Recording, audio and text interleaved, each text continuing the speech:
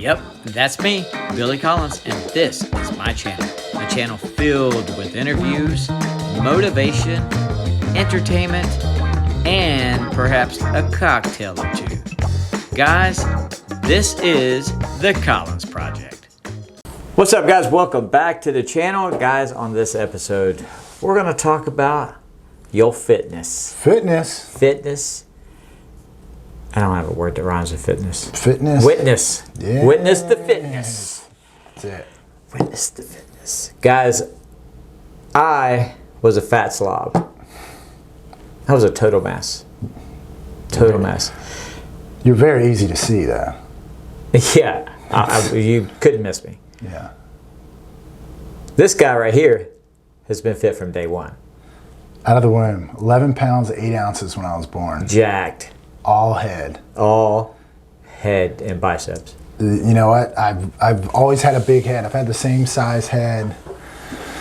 I think I had like a 13-year-old head when I was 6. So like the big reason I started working out was trying to even it out. Try to get it. The Pez dispenser look just wasn't. How do they size in the NFL for your head?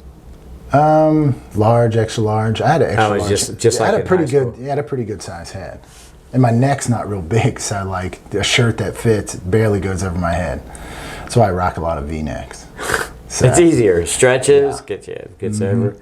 But guys, we're going to dive into one of the purposes of me getting fit after divorce.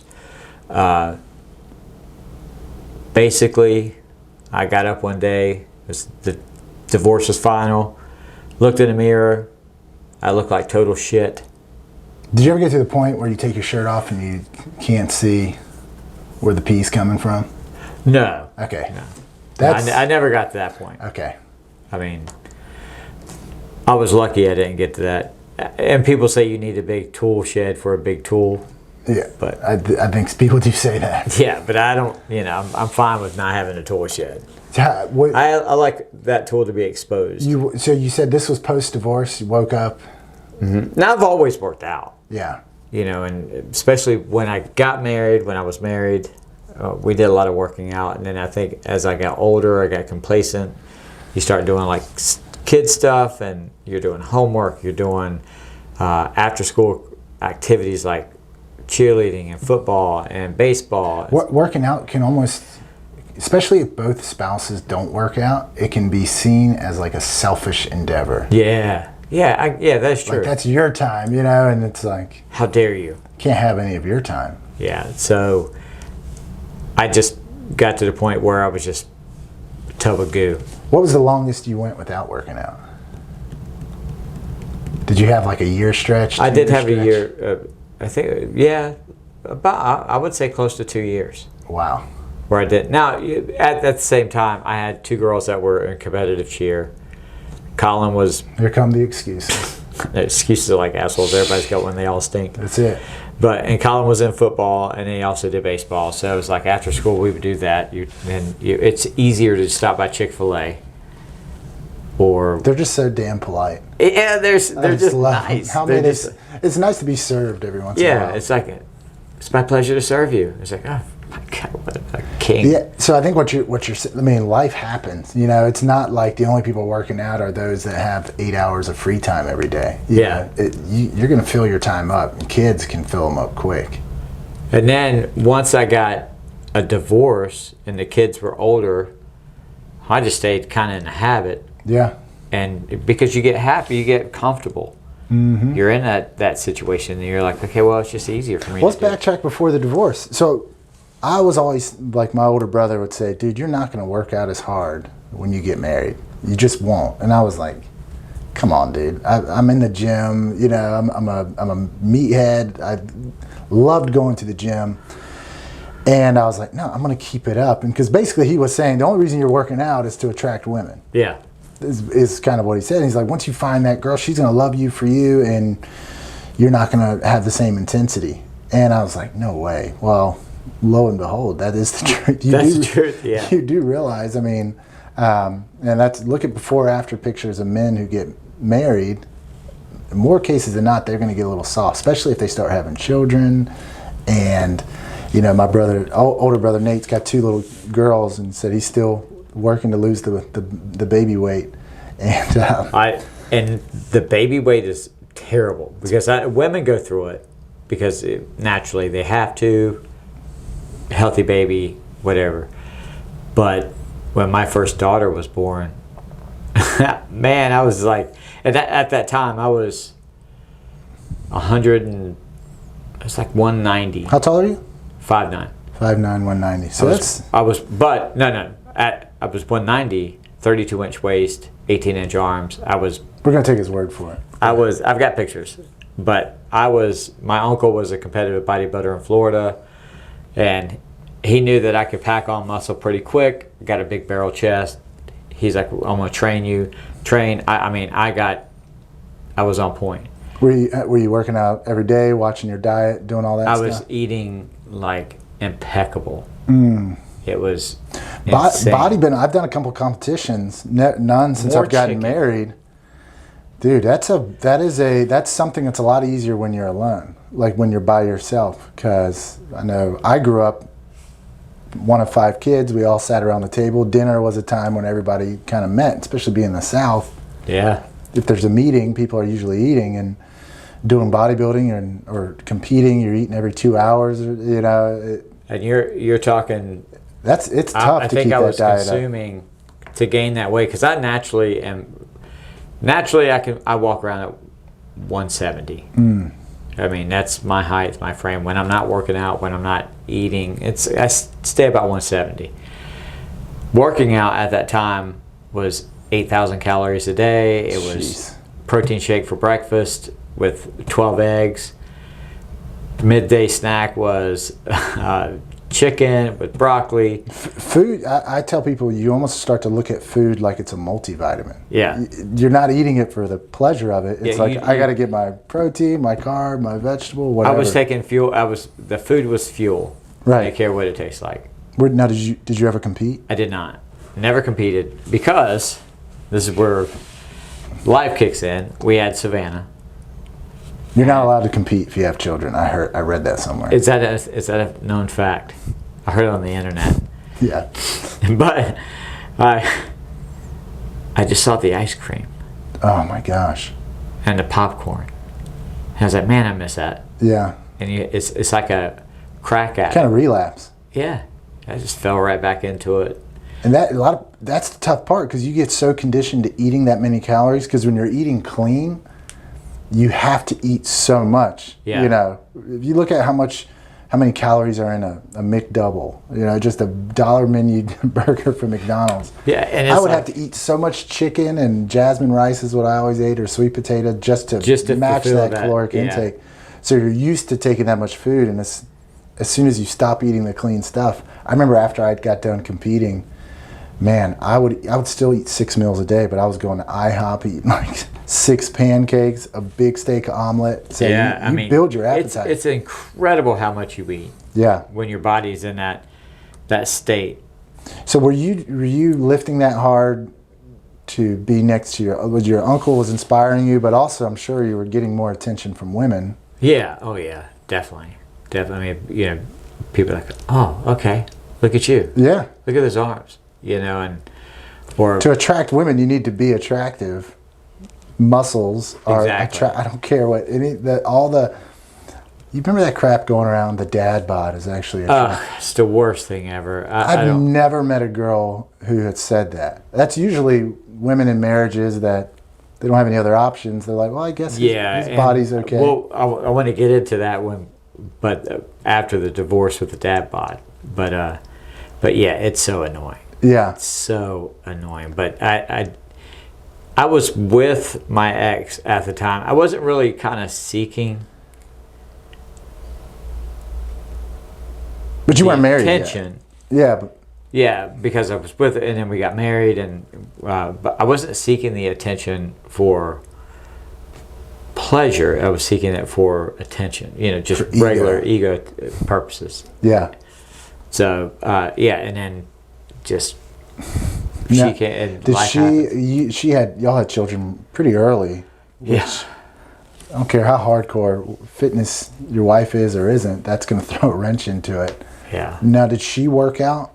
She did. She loved to work out. I mean, that was in her element when she would work out. She felt so much better about herself. And once Savannah came, when we were talking 20 years ago, it just kind of depleted as time went on. So gravity kicks in, and that is tough, guys. So if you're considering a mate, a spouse, and you're dating a woman who's beautiful at this time, but she doesn't have that, I call working out's kind of like a keystone habit. Yeah. If they don't have that, chances of them picking it up in marriage, pretty slim. Very slim, yeah, very slim. They kind of need that built in. I see it at the gym a little bit, but I not anywhere near it where I feel like it should be. So you started slowly. You turned into Thor in that one movie where he said his body looked like melted ice cream. Oh my God, it was horrible. And you probably never ballooned up to two. I mean, what's the heaviest you ever weighed? The heaviest I ever got was 205. Which you might hear, hey, he was 190, you only gained 15 pounds, but you increased a lot of body fat. 15 pounds of body fat is different from 15 pounds of muscle. Yeah, well, you probably lost a lot of muscle at that time. I did. You kind of replaced muscle with fat. My arms dropped and my chest started sagging. And it was bad news. But you have that built in. It's okay. I'm married. Like, she picked me. Yeah, I got comfortable. I didn't have to worry about it. Let yourself go. It's okay. Yeah. Now, periodically, I always worked out, not as hard as I feel like I should have. Yeah. And just to maintain or to tighten up a little bit or to drop a couple of lbs every now and then, but never at the extent of before when I was actually I'm going to compete. Yeah. So throughout the marriage, it was kind of like that for both of us. Yeah. So for sure. I mean, okay, so fast forward, body's expanding in all the wrong areas. Did you ever have that like inverted triangle where I did? I looked like a Christmas tree. Your waist was getting oof. It was bad. That's not good. So then I think the biggest my waist got was a 38, which on a 5'9" frame is massive. That's pretty big. I don't think because I wear a 32. I have longer legs I got long legs, short torso. Yeah. So I wear 32s pant wise. So I was bigger around than I was tall. Yeah. And I was like, no, it was a note, man. Yeah. So then went through the divorce. Then you had the mourning phase, like you're mourning for a little bit, maybe holding on to hope. This is temporary. We'll get back together. Yeah. So in North Carolina, you got to be separated a year before it's finalized. Right. And you do go through that denial, and it's like, oh, it's not happening to me. It's not supposed to happen to me. Yeah. Look at me. I mean, I'm good looking. I've got ambition. Wow. And I was like, hit me. I was like, oh God, it's over. And then, so how long did that take? Was that a matter of 6 months? So, months? I went through the whole year separation of feeling that way, and then, even now, it's been almost a year since we've been divorced. 2 years since the clock started. But even now, you kind of feel like, what's wrong with me? And I think that is the whole. Because your identity is kind of wrapped in as the Bill and franchise. Yeah, and then it's like I guess my ego was talking. It's like, why? What am I doing? Mm. So, but anyway. So then you get on the market. And there's no better motivator than, you had to decide first, okay, I'm going to talk to other females for the first time in a quarter of a century. Holy crap. Yeah, and it's like starting from. You take a real look in the mirror then. And at that time when you get a divorce and you go through the grief and stuff, and you finally, I don't want to date. I still don't want to date. I mean, I don't think there's any. I've got a lot of things to take care of myself before I throw that upon anyone. But just to get that woman companionship, Sorry, ladies.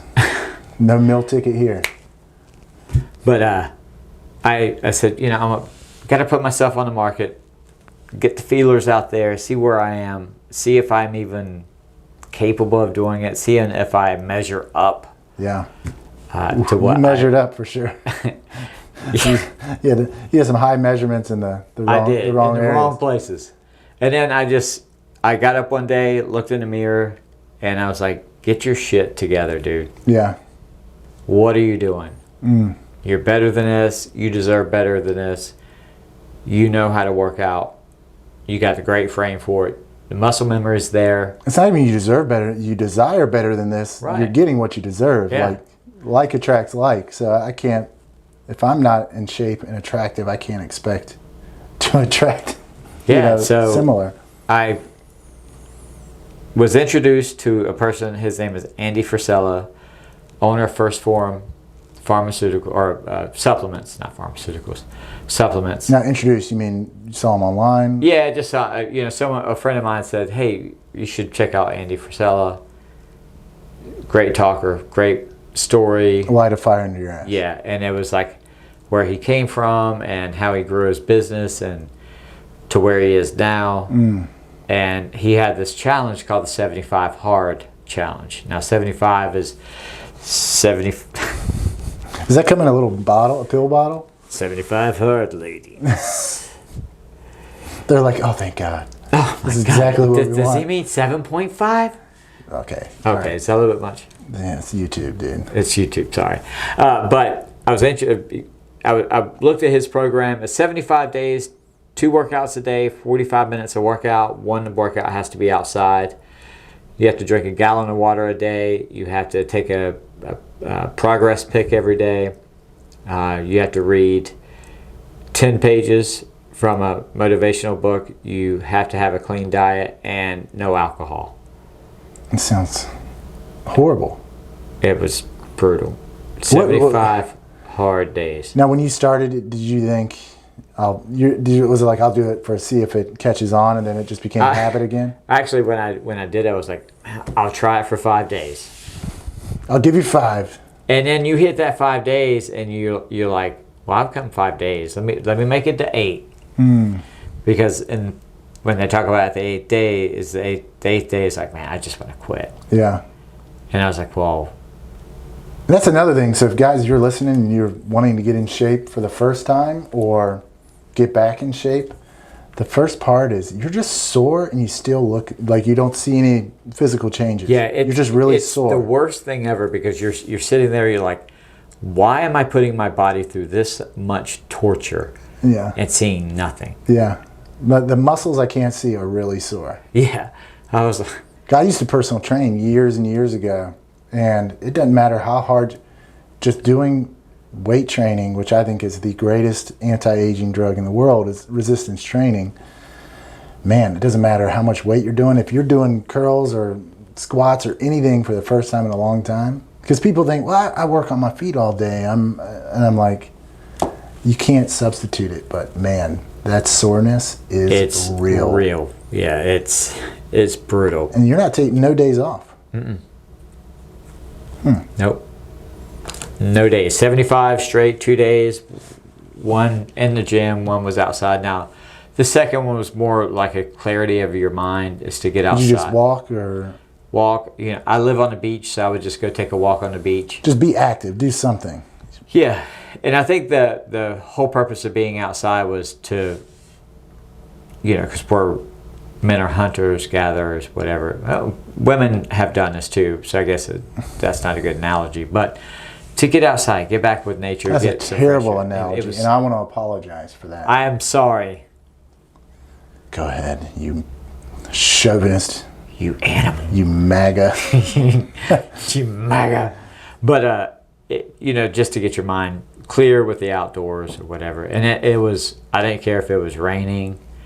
It was cold when I was doing it, so it'd be 30 degrees, you're outside. And when I would get done, sometimes I'd get done from the restaurant or the bar, and it would be 12 o'clock, 1 o'clock in the morning, and I'm out walking on the beach, freezing my ass off. Just be hard at 75, hard at 75. But you do it. And the thing about 75 hard and the whole process of this, the challenge is like when you're done, you're like, okay, well, I did that and I survived.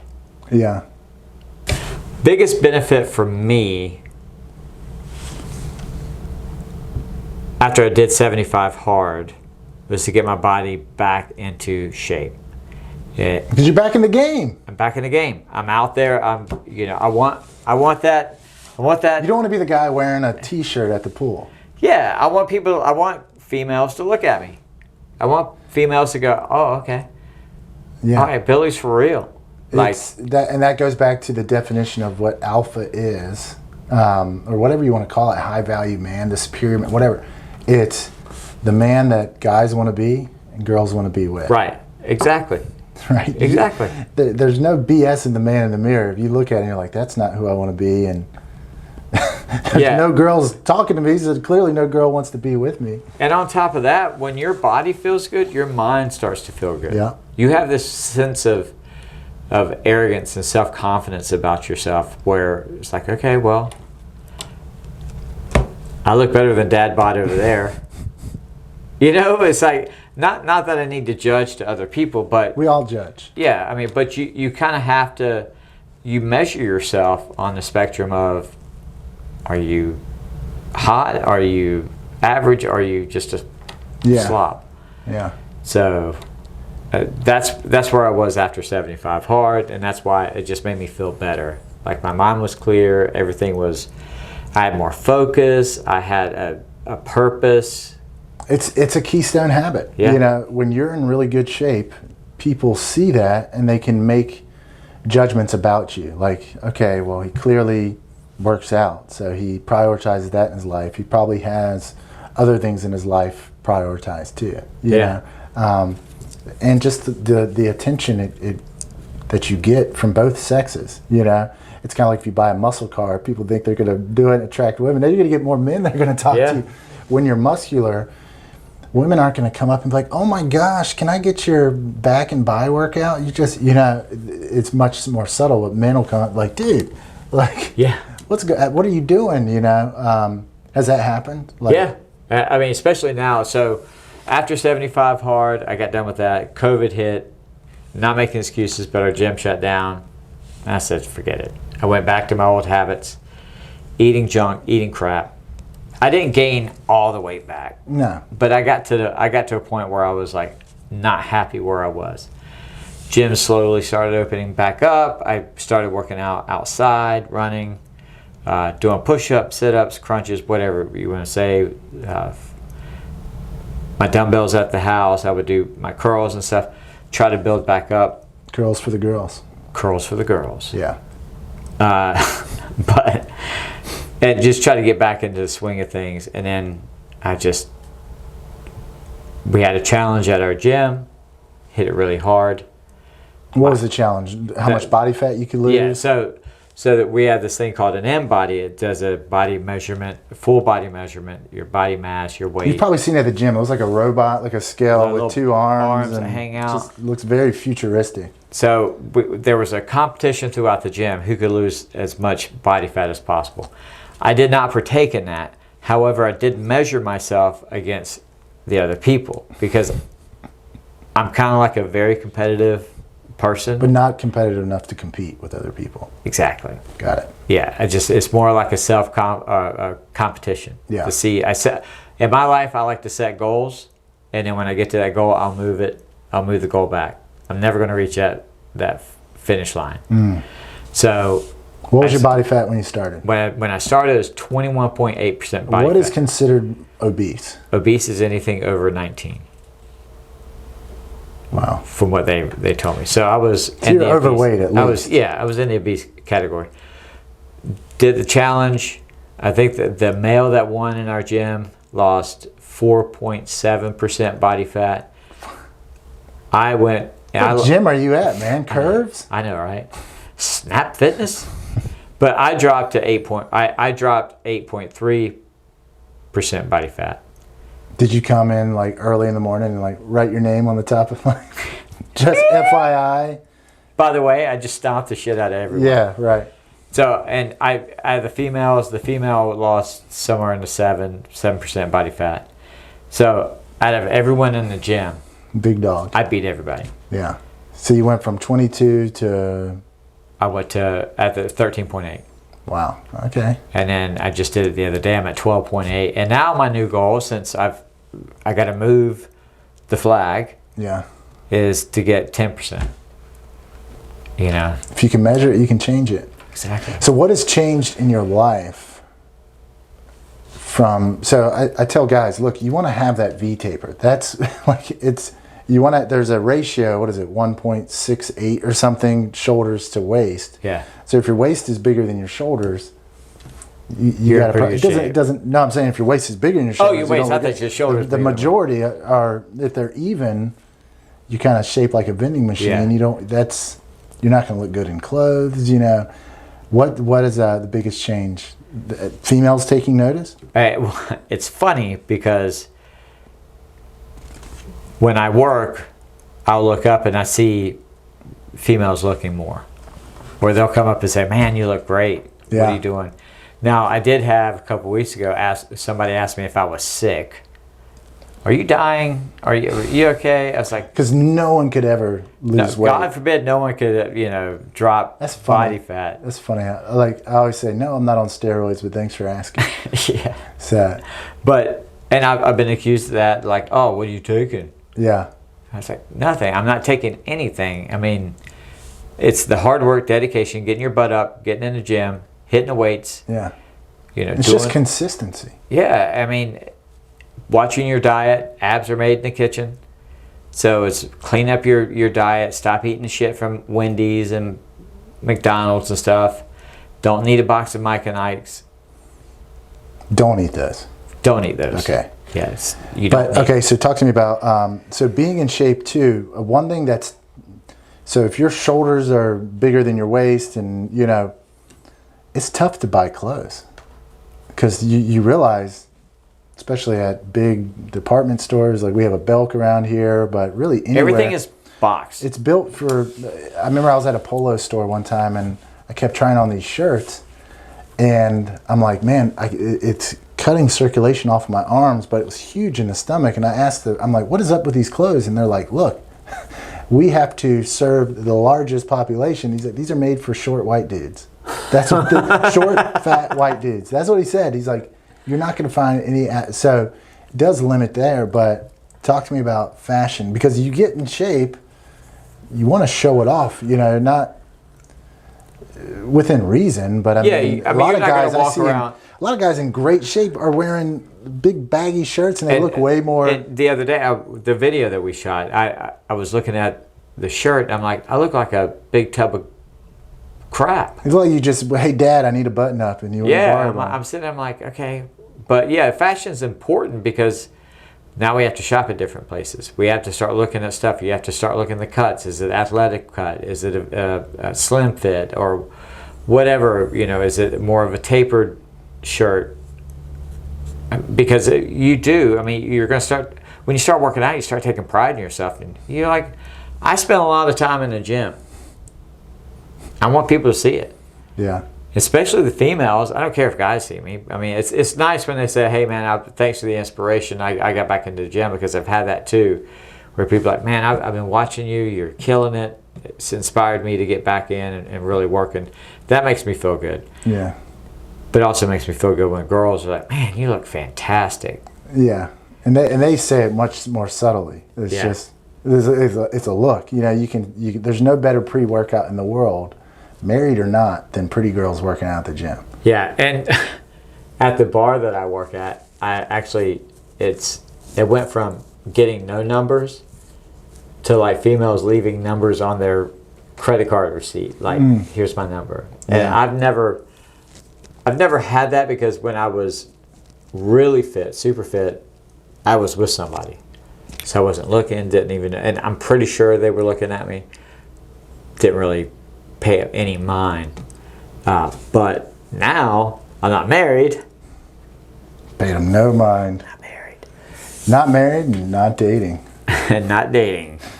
Just sounds like a great guy to invest some time in. Just a peach.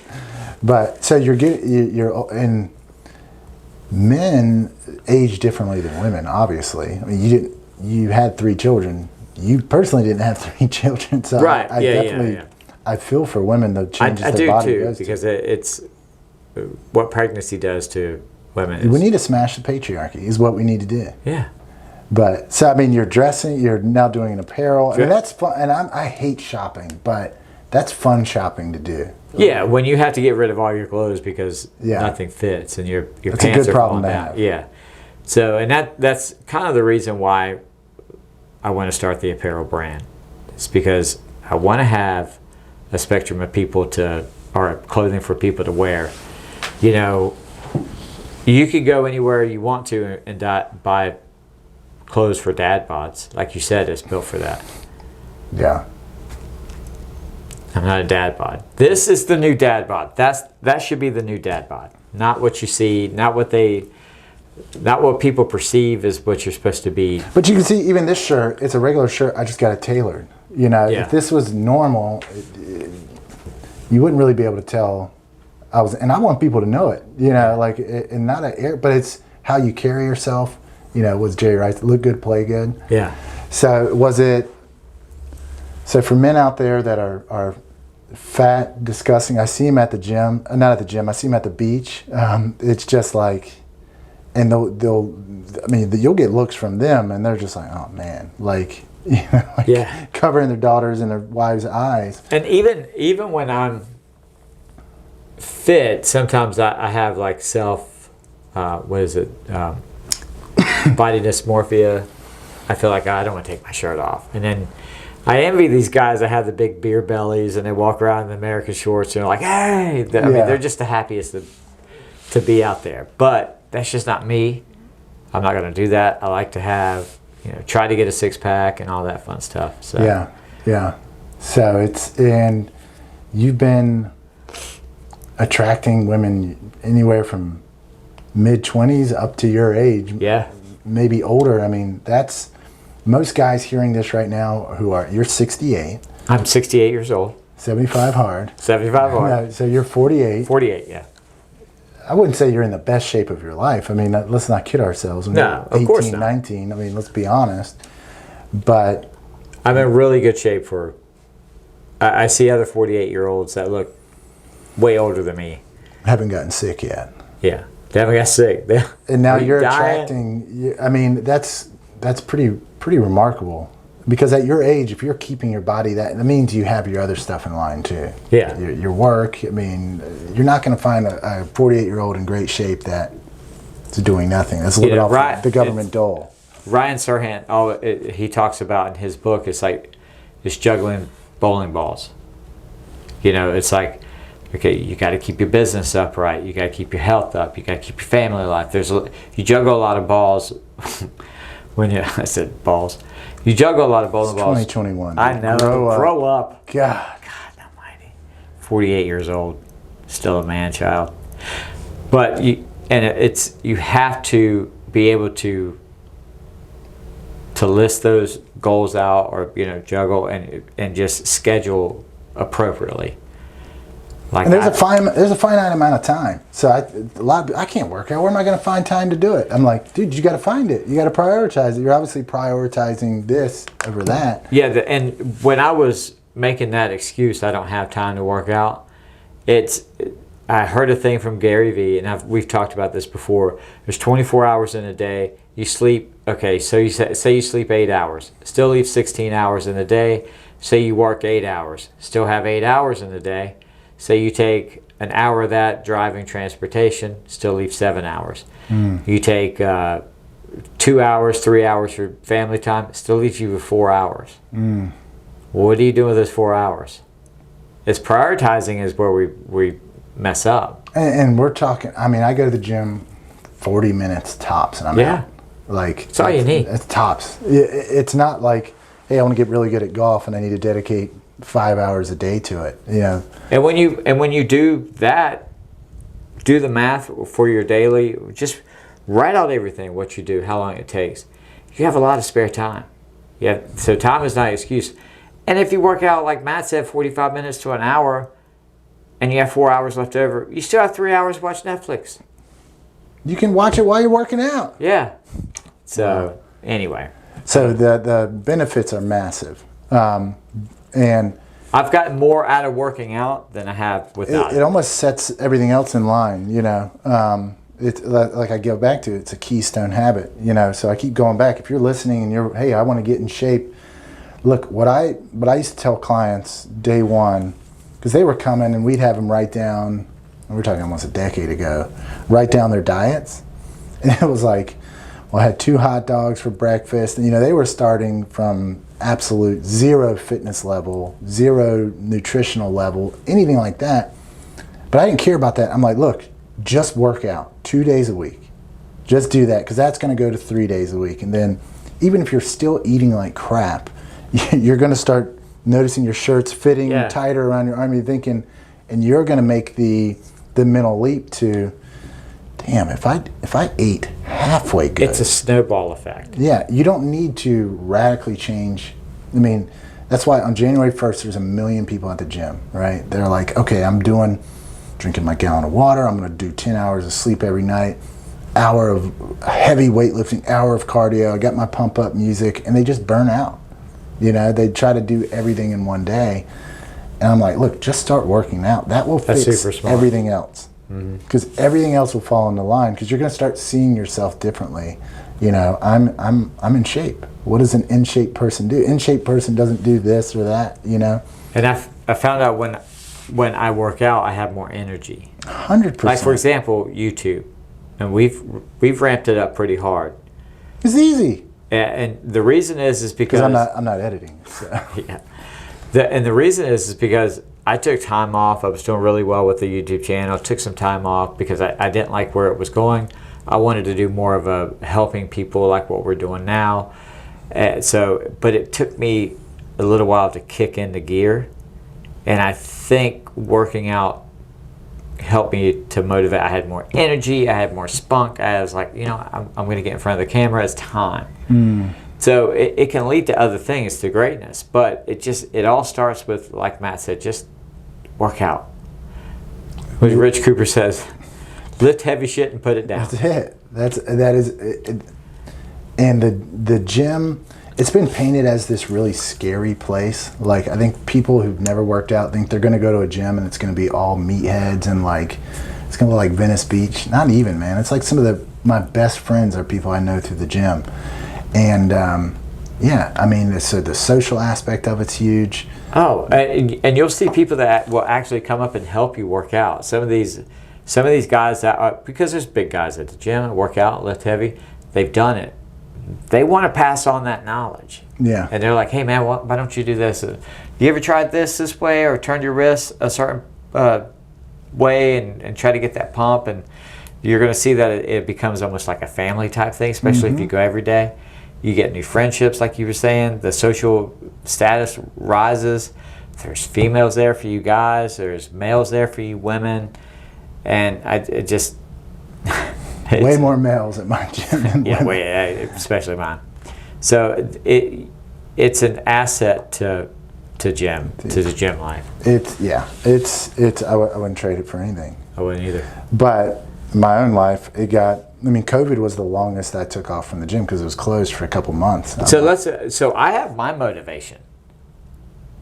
My motivation is to eventually get back on the market, and I want to be prime Angus beef. Is the way it's lean beef. From the sounds of it. You know, I want to look good.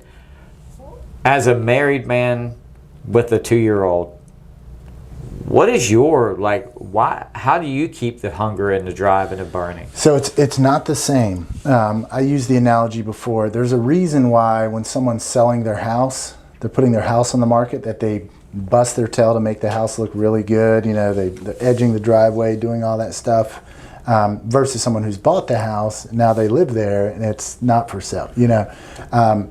So there is that added motivation when you're single, and even if you're not dating, you have that potential to, if you wanted to, right? So for me, a lot of it's just habit. Like, I've just done it for so long. And also, I want my wife to still find me attractive. I still want other females to find me attractive. You know, just someone said getting married, it's like going vegan, but you still like the way bacon smells. Yeah. So, or just because I'm on a diet doesn't mean I can't look at the menu. You know, whatever, however you got to do it. The reality is, if I took time off and just, I'm gonna feel crappy about myself. You know, I like being in shape. Yeah. And it's much easier to maintain it than it is to stop and start back.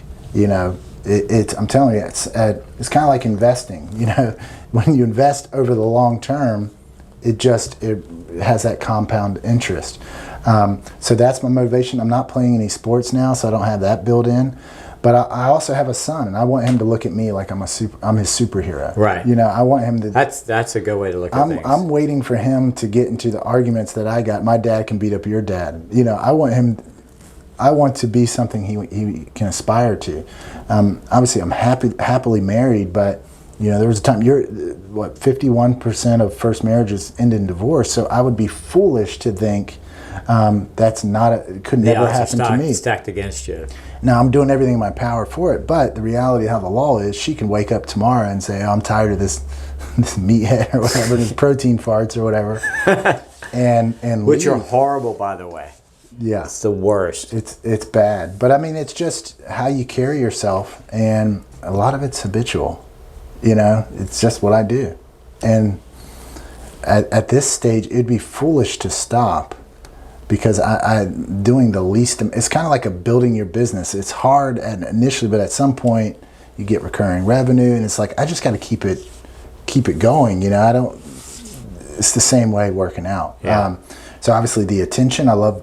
You know, I do a lot of stuff in front of cameras, and I want people to seek me out for whatever opportunities. I mean, you'd be amazed being a former professional athlete, but also still looking the part, how many doors that's opened. You know, I see zero downside.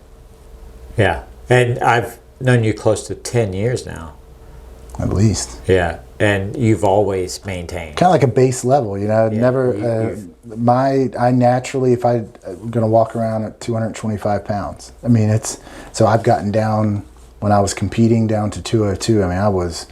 But chiseled. Somewhere between, if I keep it between 215, well, I haven't been that low in a while. Between 220 and 230, I'm good. Yeah. You know, and now, funny story. The first time I met Matt, I heard he's an NFL player. You know, I was like, well, what does he do? He said, well, he punts. I'm like, punter. The tallest, so he walks in the house. The tallest midget in the circus, man. He walks into the house, and I was like, this guy. Holy Jesus. He's a massive dude. This guy doesn't skip arm day. No, that's what I want people to say. He does not. And I'm super proud of him for staying the way he has. Well, dude, I'm proud of you, man.